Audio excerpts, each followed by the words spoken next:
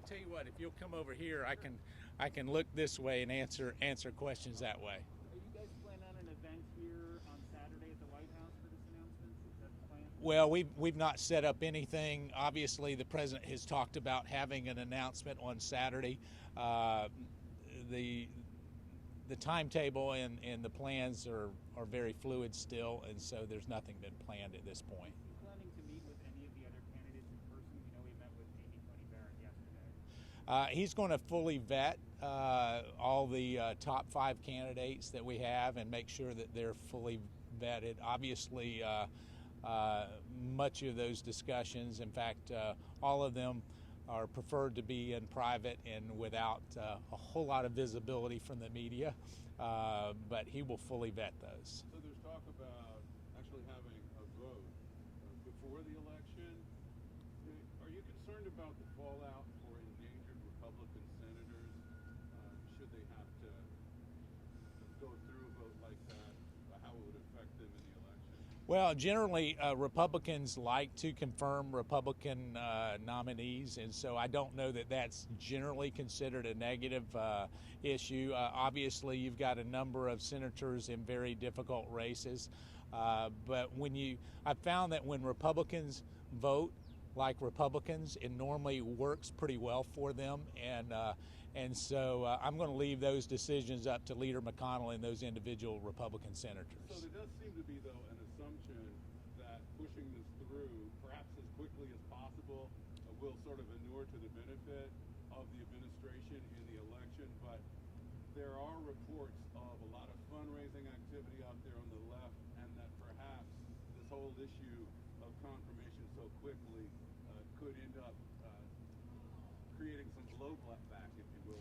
Yeah, I think you look at a nomination process as really a constitutional duty that has to be conducted. The political ramifications of that are certainly a consideration, but it shouldn't be a priority for the administration. I can tell you it's not. I've heard the reports of Democrat fundraising going through the roof because of this particular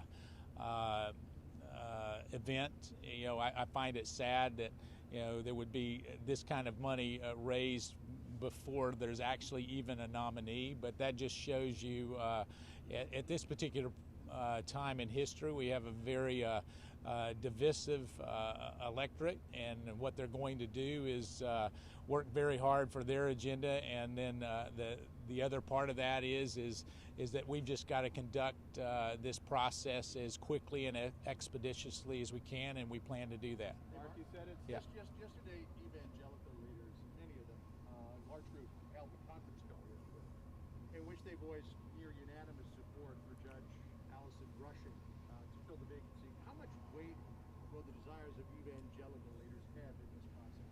Well, certainly we try to listen to all Americans, regardless of their faith or party affiliation. Certainly we will look at it more from a standpoint of how this particular nominee actually views the Constitution and whether they their record would support more of a conservative interpretation of jurisprudence. That being said, I'm very well aware of that phone call that took place yesterday. There was actually 3 different meetings with different coalition groups yesterday. We're taking all of that in, and Judge Allison Rushing happens to be someone from North Carolina. I'm very familiar with her. She's a great Fourth Circuit appellate judge, and worthy of consideration. And as you know, there's not an official short list, but if there were a short list, she would certainly be on that. And of course, that worked for 100 years. Listen, again, I don't know that we make nominations or confirm nominees based on their religious views. I've never seen that as a box that you check off when you go to make that particular check. We're more concerned about their views as a judge and how their previous record would support a very strong, firm foundation in the Constitution. Sorry, yeah. Does the president have any I wouldn't tell you if he did. So, Well, you said it was sad. Whoa. Yeah. Yeah. Go ahead, Peter. You said it was sad that the Democrats had raised so much money before they even know who the nominee was. There's also concern that Lindsey Graham, the Judiciary Committee chairman, said that they have the votes to confirm a nominee even before they know who a nominee is. So is that in the spirit of the process that they would say they have the votes before they even know who this election is? Well, most of the people that would be considered on the short list have actually gone through the confirmation process in either in this Congress or the one just prior to it. So it's not like we're going to have a new vetting system necessarily, with the possible exception of Ms. Todd. I think when you look at everybody and their vetting, it's very easy to see their record and what we know about those. Certainly, as we look at Allison Rushing, she's been confirmed in this particular Congress. Amy Coney Barrett, we watched during her nomination process already. So to suggest that he has the votes is consistent with Lindsey Graham's typical way of dealing with things. He's just straightforward. If we've looked at it before, I doubt that there's going to be a whole lot new that comes out. Now, that doesn't indicate that there's actually the votes there for a floor vote, which would be a different thing. But he knows his members very well on the Judiciary Committee, and any nominee would have to have something new come up that would be problematic. Then finally, on the left, a lot of the concern for those progressives and Democrats right now focuses on Roe v. Wade to allay the fears of those out there. Does the president believe that Roe v. Wade should be overturned? Yeah, the president hasn't weighed in on that, nor would it be appropriate for him to weigh in on that. That's going to be something that will ultimately be decided by the justices of the Supreme Court, and so him weighing in on that particular subject, certainly with potential nominees, is not something he would do or should do.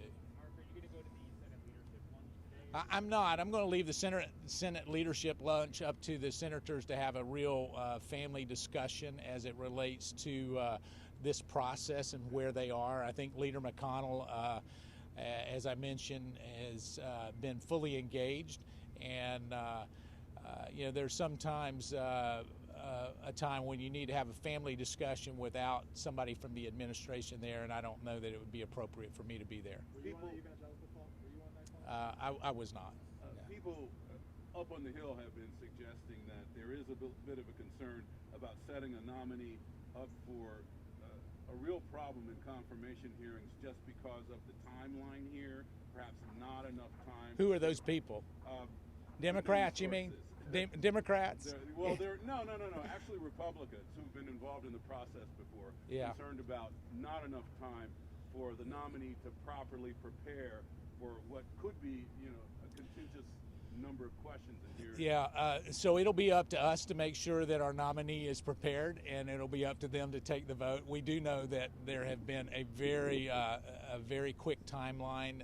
There has been a very quick timeline in the past for a number of justices who have been nominated and confirmed. So I can tell you we'll be fully prepared to meet whatever timeline that Leader McConnell decides to engage in. And opposition to the death penalty, is that